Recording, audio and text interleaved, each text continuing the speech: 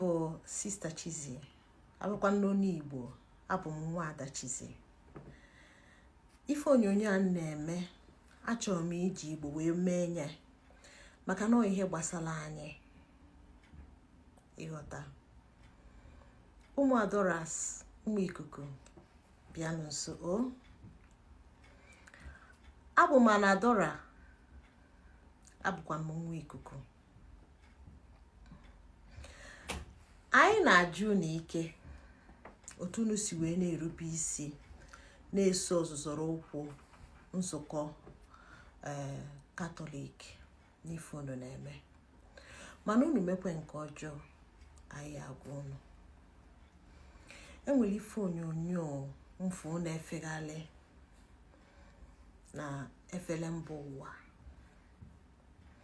ebe ụmụ adoration pụta, ọ dịka ha na-achị onye nwụrụ anwụ ọchị.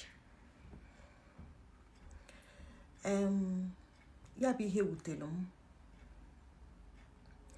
Eziokwu na nwanne anyị nwaanyị ahụ nwere ike enwe otu ya na onye ụkọchukwu anyị ma ndị ụkọchukwu anyị si nwee nghọtahie, mana enwere ihe ndị Igbo na-asị na enwere mbọsị na-apụ dị oke mkpa. Ikwesịrị ọ bụrụ onye ilo gị inwe ike ịda ya nso, ya ọ bụrụ na onye ilo gị mụrụ nwa ma ọ na onye ilo gị nwụrụ. Ọnwa abụrụ ezigbo ihe, ọnwa abụrụ ihe aṅụrị na nwanne anyị ahụ nwaanyị ahụ nwụrụ. Ihe anyị ka ala ime bụ na-ekpele ya ekpele ka Chukwu nabata mkpụrụ obi ya, ka ọ bụrụ na enwee ụdị ndụ obi na-adịchaghị mma ka Chukwu gbaghara ya, nabata mkpụrụ obi ya. Ọ bụrụ ịdị na-achị ya ọchị, unu emetero nka, unu emetero nka. Mma nsikwanụ mma nnọkọta maka na ife emelụ ụmụ Adoras melụ nsị nọ mebi onye ụkọchukwu si unu mee mba mma ekwuye, maka na afọ m ndị mee ya ọ mmadụ ise ka mmadụ isii mere ya bụ ihe. A na-ekwu Madam Monica said, Madam Monica said. Chegodu na ọ bụrụ gị, ọ bụrụ nne gị bụrụ nwanne gị nwaanyị nwụrụ, ịbịa n'efere mba ụwa.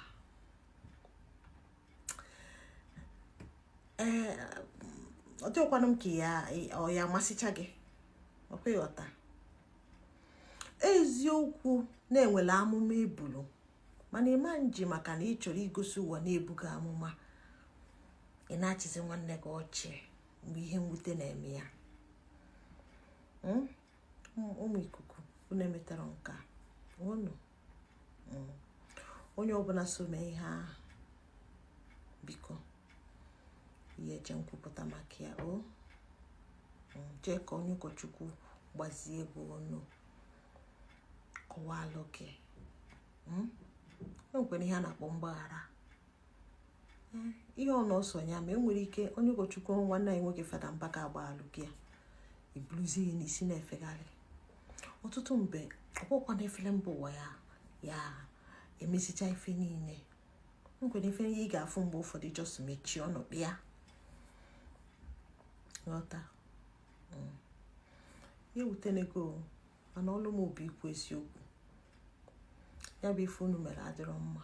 Ndị ọbụla mere ya biko rịọ ọnụ Chukwu mgbaghalụ, ọ dịrọ mma. Ọ bụ ụmụ ụwa ka nwanne m nwụrụ eme ihe dị otu a, ọ ma mmasị m. Gị na onwe gị mere ya ma ọ bụrụ gị ma mmasị. Nwanne anyị nwaanyị ahụ amaghọ m ma ọ mụrụ ụmụaka, mana ọ dị ka onye nne. Ọ nwanne mmadụ, nwekwa ike ọ bụrụ nwunye mmadụ.